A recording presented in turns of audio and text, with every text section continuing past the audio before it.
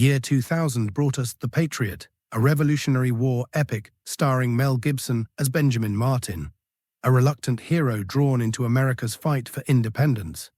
The film gave us sweeping battle scenes, emotional family drama, and one of cinema's most despicable villains, Colonel William Tavington, played by Jason Isaacs. Tavington burns churches full of civilians. He executes prisoners. He murders children. He's sadistic, ruthless, and represents the British as brutal occupiers committing atrocities across the American colonies. The film presents the Revolutionary War as a clear-cut battle between American heroes and British monsters. It's powerful filmmaking. It's also deeply misleading history. The real Revolutionary War was far more complicated than The Patriot suggests. The British military, while certainly not perfect, didn't routinely commit the atrocities shown in the film. Many of the movie's most dramatic scenes, the church burning, the execution of a child, the systematic brutality, either never happened or are wildly exaggerated versions of actual events. And that matters, because The Patriot shaped how millions of people understand the Revolutionary War. It created an image of British forces as war criminals that doesn't match the historical record. The truth is more nuanced, more interesting, and actually makes the American achievement more impressive, not less. Today we're breaking down what The Patriot got wrong about the British military, the real story behind the film's events, and why accurate history matters even in entertainment. Let's get into it. The most infamous scene in The Patriot shows Colonel Tavington herding an entire town's population, men, women, and children, into a church, locking the doors and burning it to the ground. It's horrifying. It's deliberately evocative of actual atrocities, and it never happened during the American Revolution. This scene was loosely inspired by two real historical events, neither of which occurred during the Revolutionary War or involved British forces.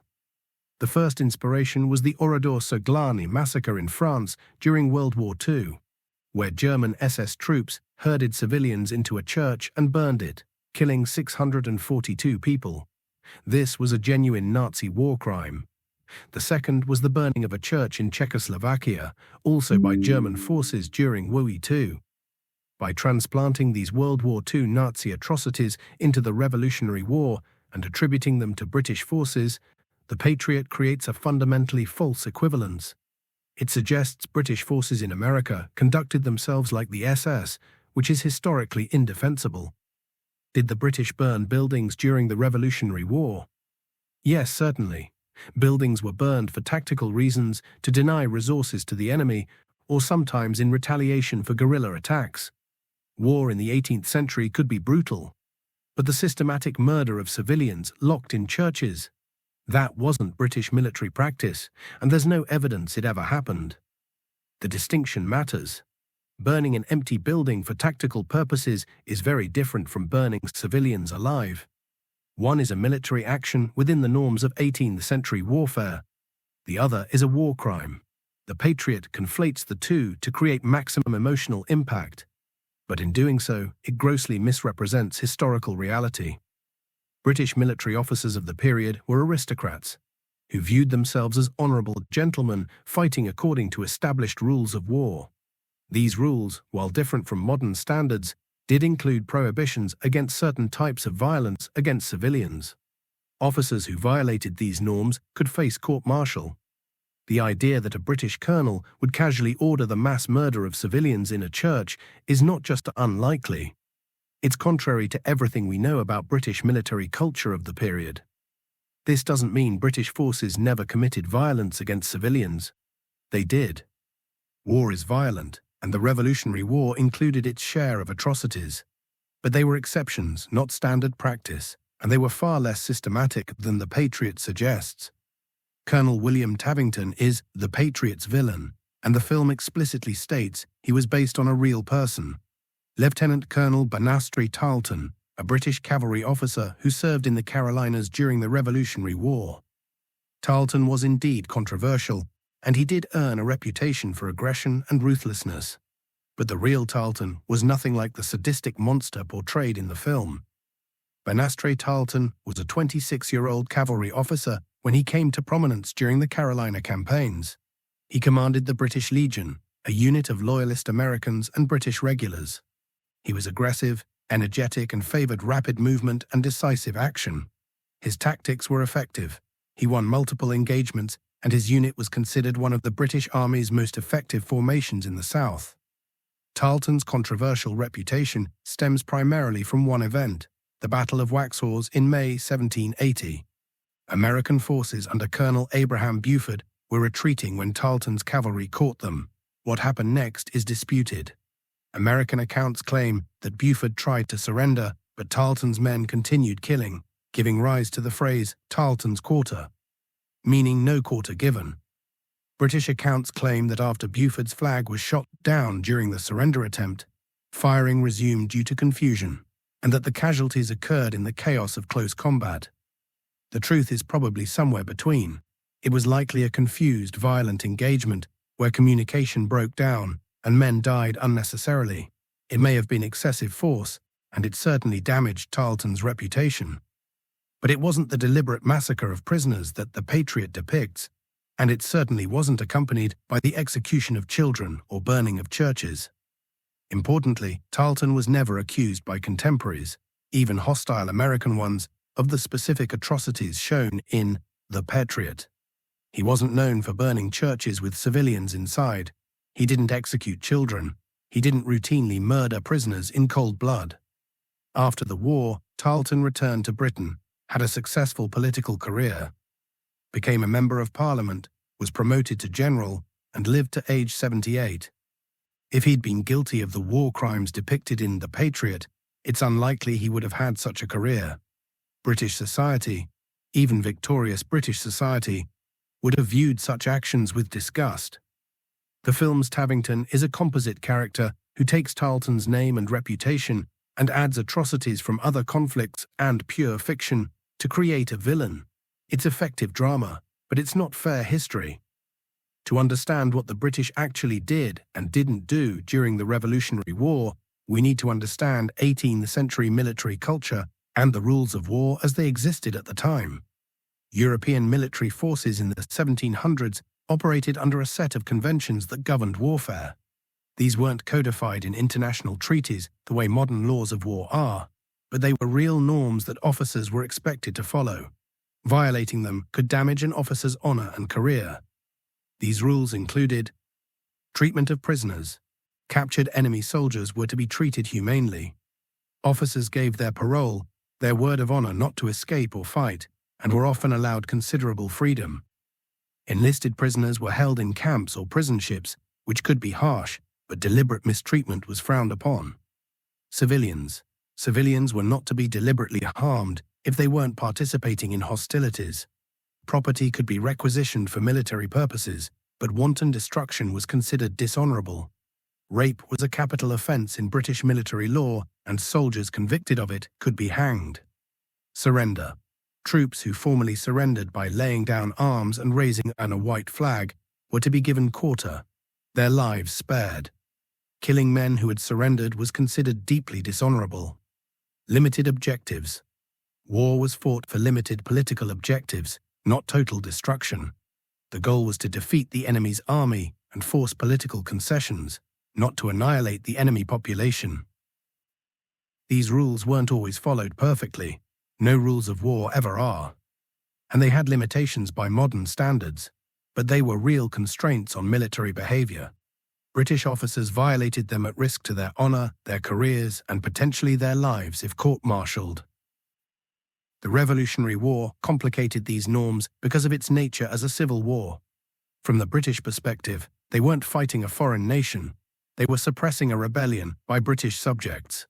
This created legal ambiguities. Were captured American soldiers prisoners of war or traitors? Were civilian supporters of independence non-combatants or rebels? These questions led to some harsh treatment, particularly early in the war when the British hoped that firmness would end the rebellion quickly. There were executions of captured Americans as traitors rather than treatment as prisoners of war. There were harsh reprisals against towns that supported the rebellion. But even within this framework, the systematic atrocities shown in The Patriot would have been extraordinary violations of military norms. The film portrays British forces as operating without any moral constraints, which simply wasn't the case. So if the British weren't burning churches full of civilians and executing children, what were they actually doing in the American colonies? Let's look at the real British military conduct during the Revolution. Conventional battles. Most of the war was fought through conventional battles between uniformed armies. Bunker Hill, Long Island, Brandywine, Camden, Guilford Courthouse. These were formal battles with recognizable formations and tactics. Casualties were heavy, but they occurred in combat between soldiers. Occupation policies. In areas under British control, the military requisitioned supplies from the civilian population.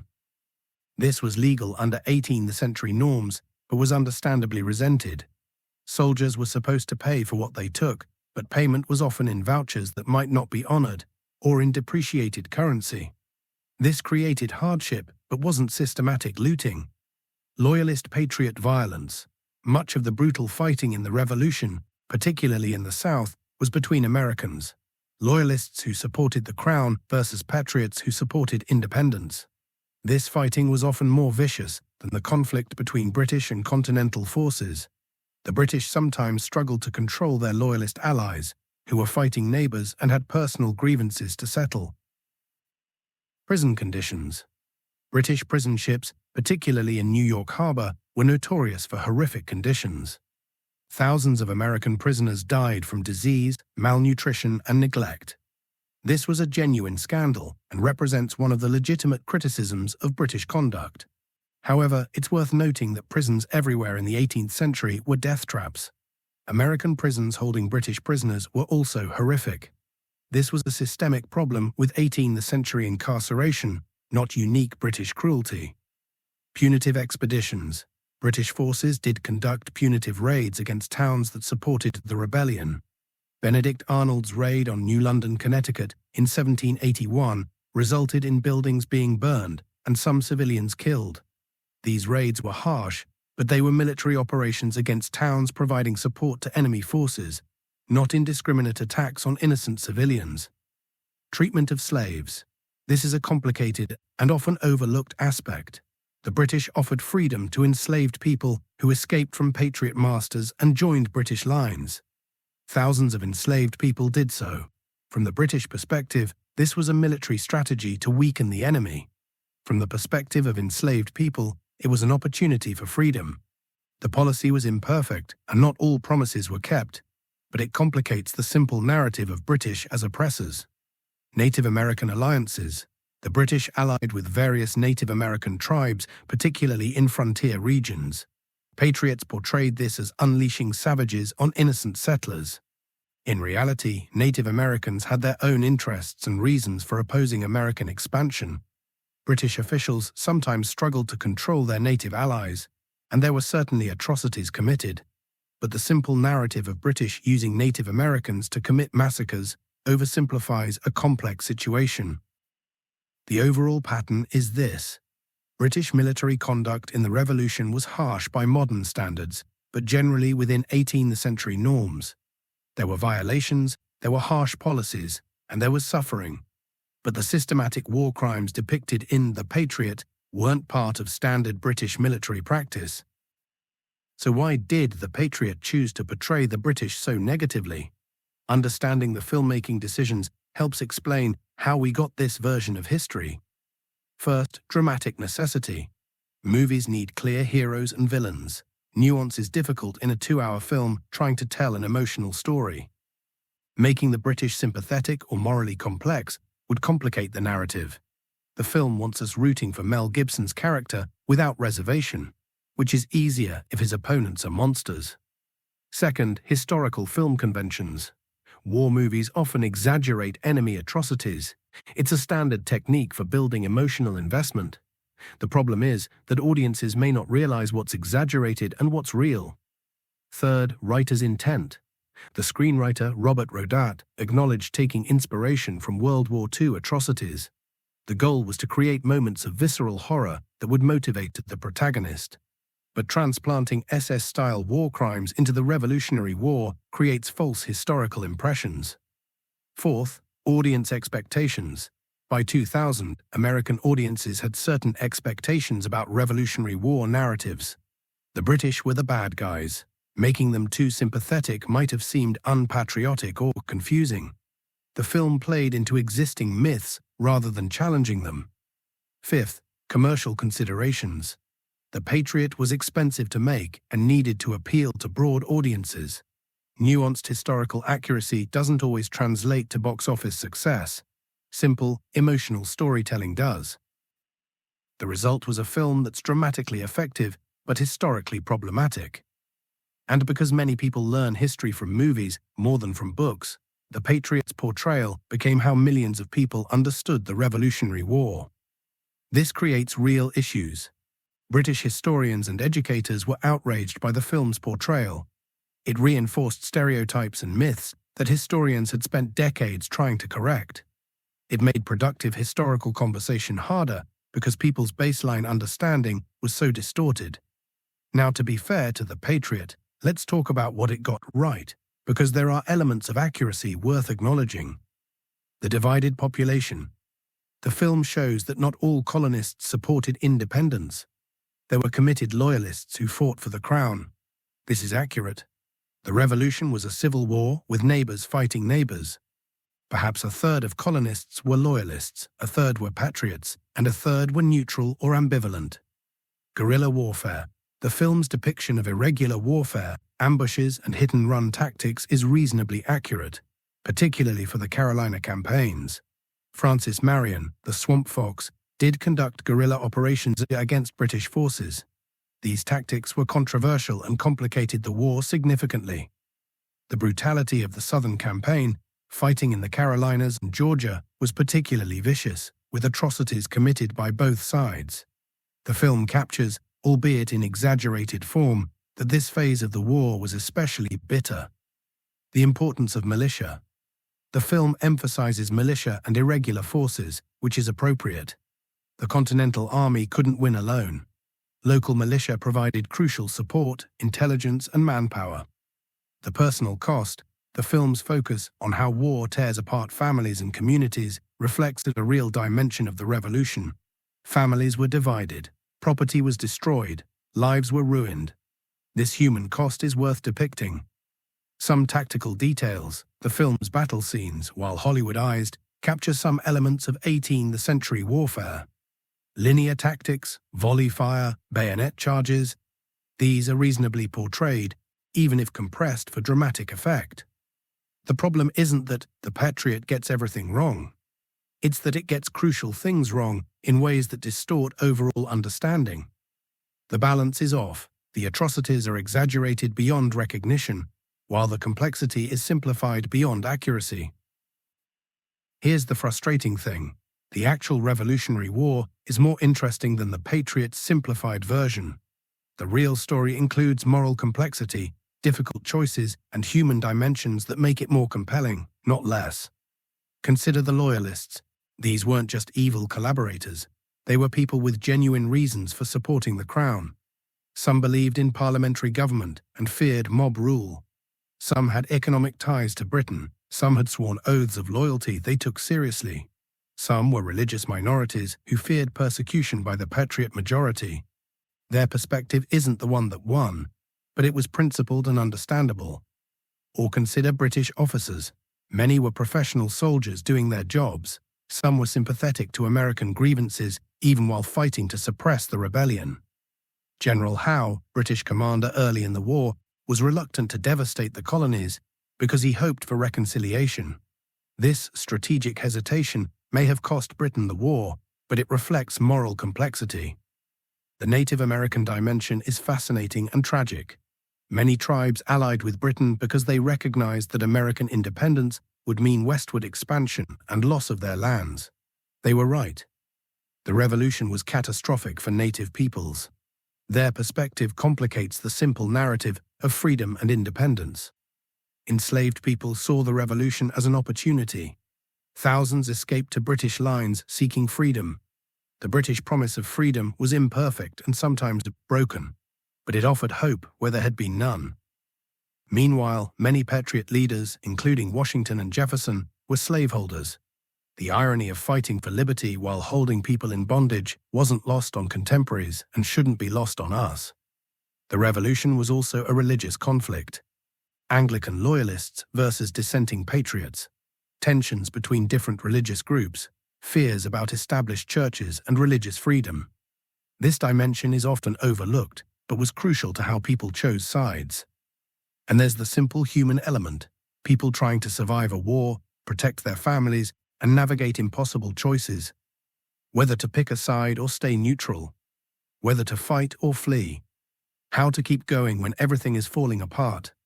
These universal human experiences are more relatable than simplified heroics and villainy. All of this complexity makes the American achievement more impressive, not less. The Patriots won despite being divided among themselves, facing a professional military force, having limited resources and organization, fighting a civil war as well as a revolutionary war, navigating complex international politics. Understanding how difficult it actually was makes the victory more remarkable. Simplifying the British into monsters and the Americans into pure heroes diminishes the achievement. You might be thinking, it's just a movie. Does it really matter if the Patriot takes liberties with history? It matters for several reasons. First, movies shape historical understanding more than we'd like to admit. Most people don't read academic history books. They learn history from school, family stories, and popular culture. When a major Hollywood film presents a distorted version of events, that becomes many people's baseline understanding. Second, these distortions can damage international relations and cultural understanding. The Patriot reinforced anti-British stereotypes. British educators had to deal with students who believed British forces routinely burned civilians alive. It made historical dialogue harder and reinforced national stereotypes we should be moving beyond. Third, simplified history prevents us from learning real lessons. The Revolutionary War offers lessons about how insurgencies work, the importance of international alliances. French support was crucial. The difficulties of civil wars. How wars end and how former enemies reconcile. The role of ideology versus interest in political conflict. None of these lessons come through clearly when the war is reduced to good guys versus bad guys. Fourth, it's disrespectful to the people who actually lived through these events. Both the patriots who fought for independence and the British soldiers who served their country deserve to be portrayed with some accuracy. Reducing complex historical figures to cartoons does them a disservice. Finally, accurate history is just more interesting. The real stories, the moral dilemmas, the difficult choices, the unexpected alliances, the human cost, are more compelling than melodrama. We don't need to invent atrocities to make the revolution interesting. The real events are fascinating enough. This doesn't mean historical films can't take creative liberties. Compressing timelines, creating composite characters, dramatizing events. These are all reasonable accommodations to the demands of filmmaking. But there's a line between creative interpretation and fundamental distortion. The Patriot crosses that line. The Patriot is an entertaining film with powerful performances and stirring action sequences. As pure entertainment, it succeeds. But as history, it fails badly. The British military in the American Revolution wasn't composed of sadistic war criminals burning churches and executing children. They were professional soldiers fighting a difficult campaign in challenging circumstances. They made mistakes, committed some atrocities, and ultimately lost. But they weren't monsters. The real Revolutionary War was a complex civil war and international conflict with moral ambiguity on all sides. Understanding that complexity doesn't diminish American independence. It makes the achievement more impressive by showing how difficult it actually was. We can enjoy historical films while being critical of their accuracy. We can appreciate The Patriot as entertainment while recognizing its historical failures. And we can use films like this as starting points for learning real history rather than accepting them as historical truth. The Revolutionary War deserves better than cartoonish villains and simplified narratives. The real story, with all its complexity, moral ambiguity, and human drama, is far more interesting than anything Hollywood invented. If you enjoyed this historical analysis, let me know in the comments what other historical films you'd like me to examine. And if this changed how you think about the Patriot or the Revolutionary War, consider subscribing. Thanks for watching, and I'll see you in the next one.